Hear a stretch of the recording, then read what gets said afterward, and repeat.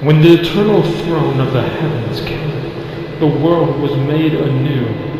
Then the true ruler, the primordial one, came forth and did battle against the seven terrifying sovereigns, dragon rulers of the old world. The primordial one created shining shades of itself, and the number of these shades was 4. On Thames, or the primordial one. The primordial one may have been famous, had wings and a crown, was birthed from an egg, androgynous in nature. But for the world to be created, the eggshell had to be broken.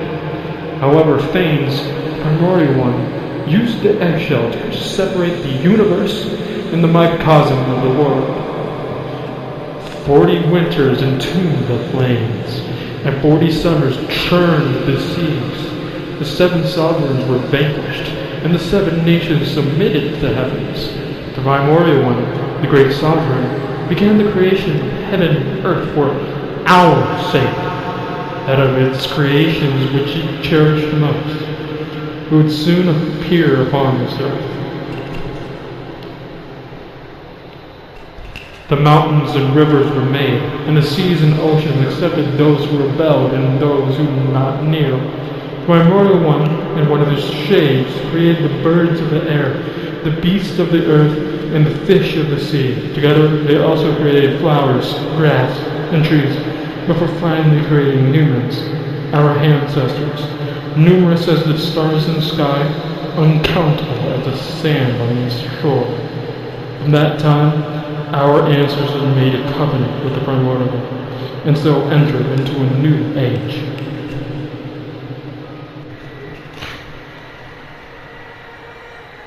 The primordial one had a sacred plan for humans. As long as they were happy, it too rejoiced. The peoples worked the land, and so came the first harvest. The people mined, and so reaped the first crop of precious ore. The people gathered, and the first poems were written. If there was hunger, the heavens would bring down food and rain. If there was poverty, the earth would bring forth its riches. If melancholy were to spread, the heavens would reply with their voices. The one taboo was to succumb to temptation, but the path to temptation had already been sealed.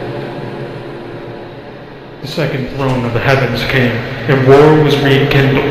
As it was in the world's creation, that day the heavens collapsed, and the earth was rent asunder. Our ancestors in their ancestral land fell into this place during that conflict. The era of darkness had begun. The first year of darkness. The people of the 7 sovereigns had found refuge in the oceans.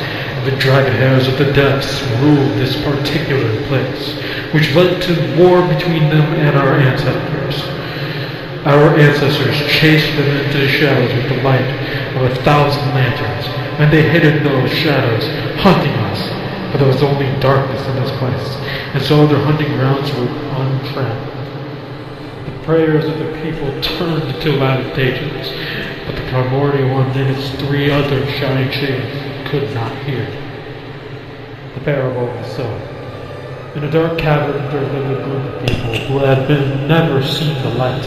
Among them was a sage who had once seen the sun, and he told the gathered folk about what life under the sun was like, and about the great might of the sun. Seeing that they did not comprehend, he lit a torch, and thus did people come to worship the flame, believing it to be the sun. They even got used to a life of darkness and fire. When the sage died, someone would monopolize the flame. Using it, they would cast a long shadow over the land. The parable of the lithium lotus. A lotus that causes all who look upon it to forget their troubles.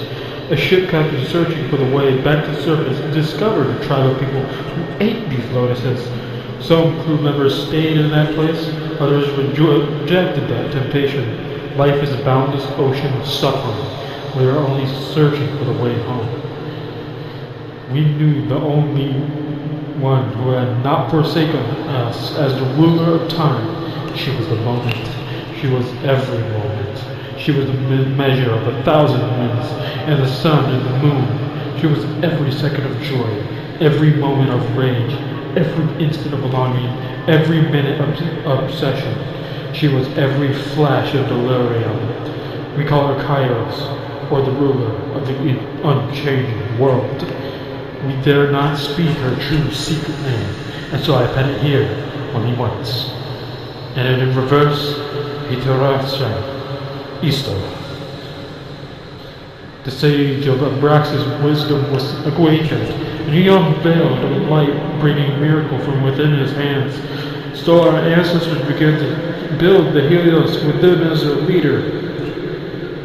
Helios, the divine chariot of the sun, was finally complete. The white night came, and Evernight was banished.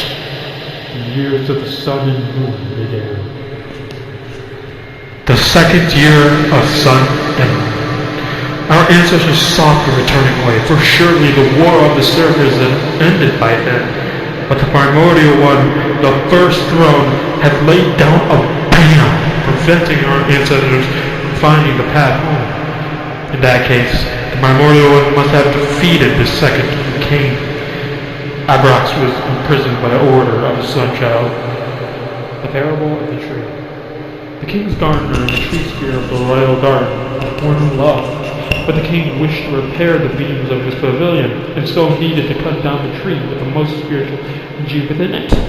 The king was the incarnation of the primordial one, and the gardener could not find a stone of sovereigns, and so he could only bring his plea to the king's priest, who was the incarnation of Tokyo, Ogami. The priest had pity on the gardener and said to him, "Go and cut the branches of the spirit tree down." The gardener did so, and afterwards did as the king ordered, cutting the spirit tree itself down. Then the priest said, "Plant the spirit tree branches in the ground." But the gardener said, "A spirit tree shall take 500 years to grow." The priest said, "Your one thought shall echo to eternity."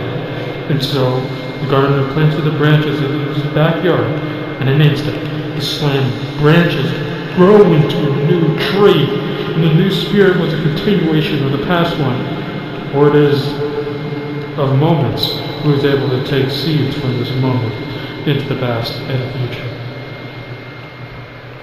The 10th year of sun and moon. Abrax is long gone.